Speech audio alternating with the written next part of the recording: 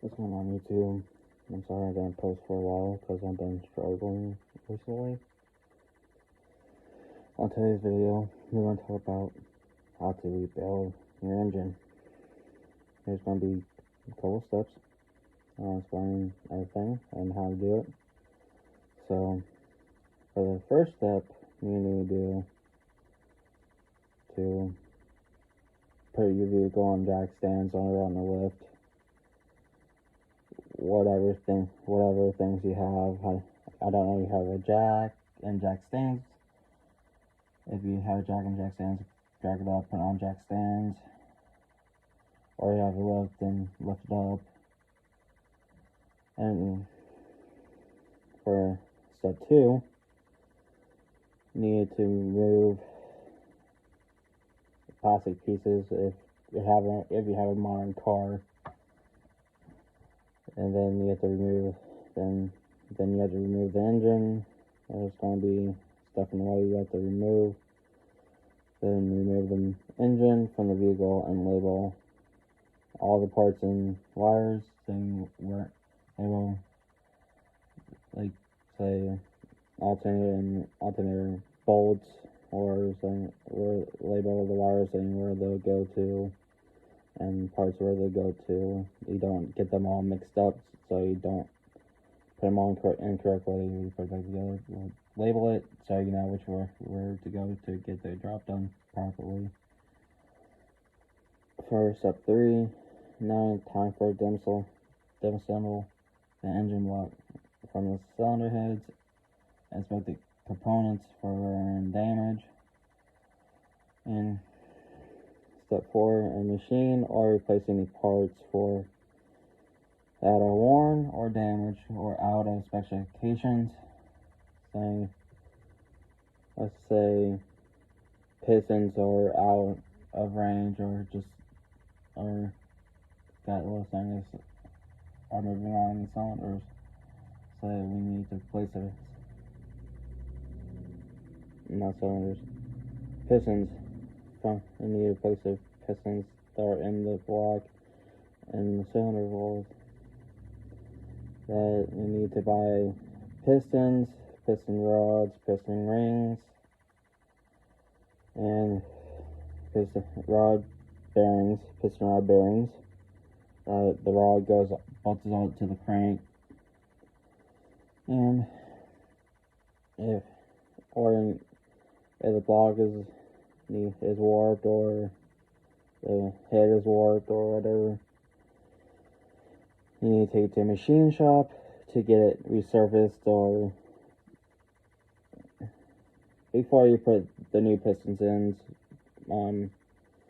the recommendation is to take it to a machine shop, get the block resurfaced, get the cylinder walls all nice and clean, prepped, and smooth before you put the new pistons in.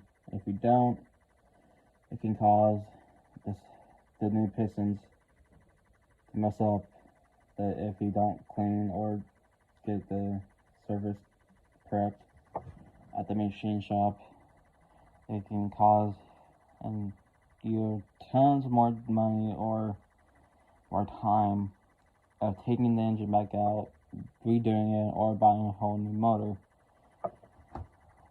It'd be better to take the heads and the block to the machine shop to get it resurfaced. And after it's done, then you can put the new pistons in, then the rod bearings, and also have the crank resurfaced too, to get that smooth and clean, so you don't have to worry about buying new bearings every certain 1,000 miles, or after the first start. Get the crank also resurfaced, take it to the machine shop as well, taking the block and the heads are. As well do the crank also, to be plain out safe.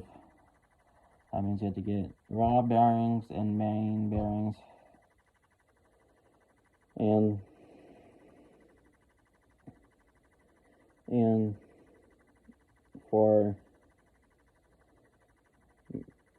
replace the oil pump and the oil sump. The oil sump is the oil pickup tube. And replace the oil pickup tube and the oil pump to be safe. And get all new timing chains and timing chain tensioners.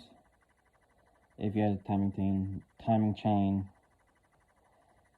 engine, if you have a timing belt motor, get a whole new timing belt and timing belt tensioners. Whatever engine you're rebuilding, it depends on what car you have. And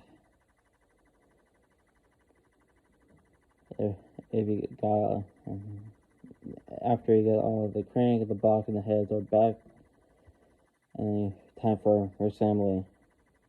Now, the first step is the crank.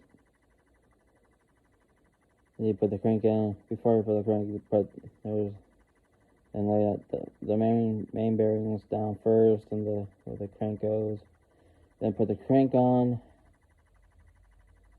Then there's crank main bearing caps. Then you put another part of the bearing caps on the caps. Then put it down on the log, torque them down to spec. And after that, then flip it back over, then put pistons in. Before you put the pistons in, replace if you buy new pistons, they should come with piston rings all installed. If not, that should be in the pack. You have to put oil rings, compression rings, stroke rings, piston rings, and all that. I don't know if it comes installed or you have to install it yourself. It goes oil ring, compression ring, stroke ring, and main ring, something like that. I know oil, compression, stroke, main, I'm not sure. I don't know off the top of my head. Then when you got the pistons, all the pistons in, flip back over, bring the pistons onto the crank. Then before you put that, get the rod bearings on the rod, then get out to the crank. Then there's a rod cap, put another side of the rod bearing on that, then put it on, torque it to spec, and repeat on each cylinder. Let's say if you have 4-cylinder, do on 4, if 6, 5, inline 6, V8, inline V, and I mean, not inline V, inline 8, V12, V10, V16, whatever motor you have planning on doing a rebuild. And after that, then there's a maintenance tray, put that on, target spec. Then now it's time for the oil pump. And when you put the oil pump on, target spec, then put on the oil pickup tube, torque that to spec. That connects to the oil pump. When you do that, then put on the oil pan. Before you do that, put a new oil pan gasket on the oil pan. When you've done that, put on the bottom of the engine, torque it to spec. Wait till it dries to put any oil in it. Next up, putting the heads on. And for the heads, before you put the heads on, put brand new head gaskets on the motor. Then after you put the new head gaskets on, then put the heads on. Then you put the head on, to, there's going to be between 3 and 6 steps of torquing the heads down. If you don't, then say goodbye to your engine that you finished rebuilding. There's going to be at least 3 to 6. I forget the word I want to say. 3 to 6 steps on torquing the head bolts. There's going to be 3 to 6 steps on torquing the head bolts. And if you follow steps, then good job. If don't, then say goodbye to your motor. Rebuilt motor. And after you do that, then you put the new cams in. Then put the cam caps on, torque those to spec. Then here comes your timing chain or timing belt. First, before putting the chain or the belt on, and first you have to get the crank.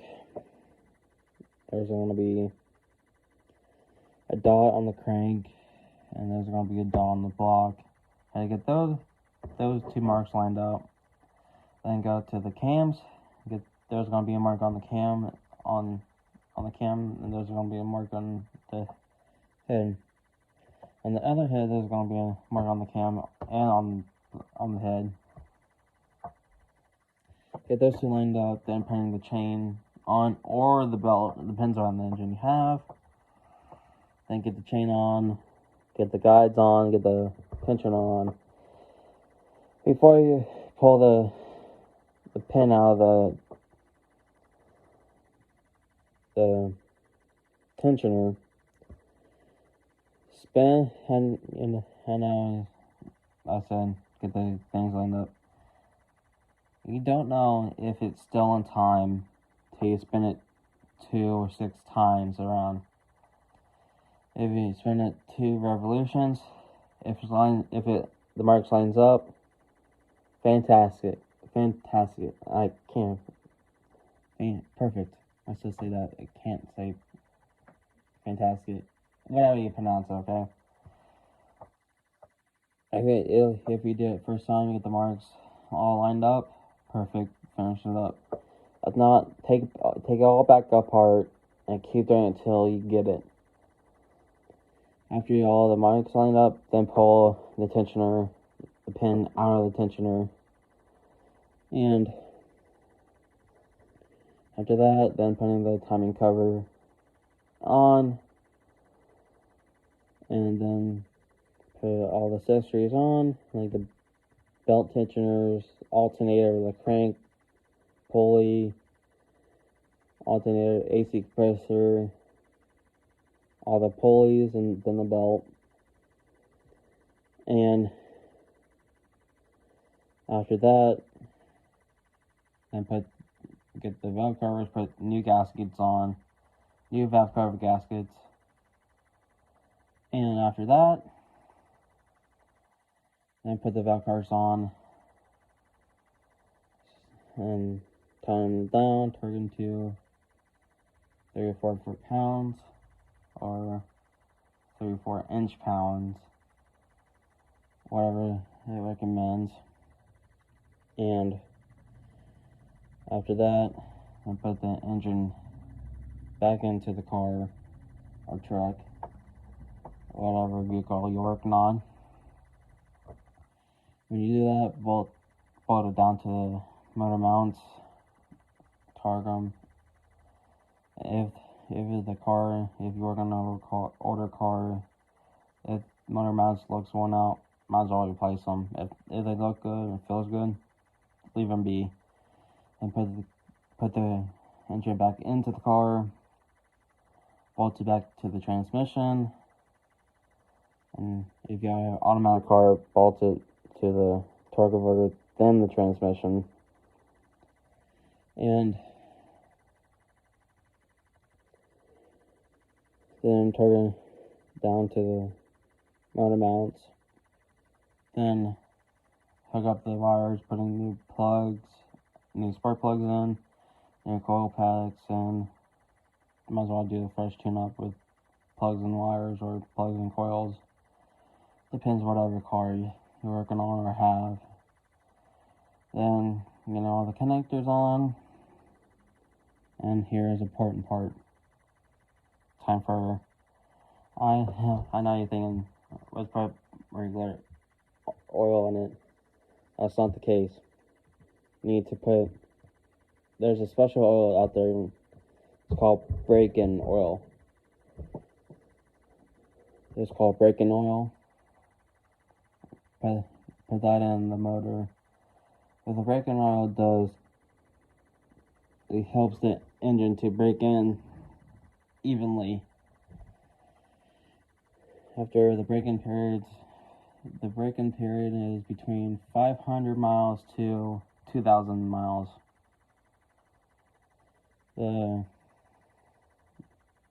Whatever the machine shop or manufacturer you got the motor from, always use break-in miles. It all depends on what the engine has got. Is from the machine, you got to take it to machine shop, got it resurfaced, or buy a remanufactured engine or a brand new engine. It's going to be the same break-in period. It's going to be between 500 miles to 1,500 miles. After, let's say, be better to 1,200 miles or 1,300 miles. And after that, then go into the car, drain the oil, then remove the oil filter, then put the plug in, target spec, put a new oil filter in, then fill it to the recommended oil. It goes like 530, 510, 530, 540, whatever. After that, you're good to go. And you have completed rebuilding your motor. And if you want more videos like this, comment below. Goodbye.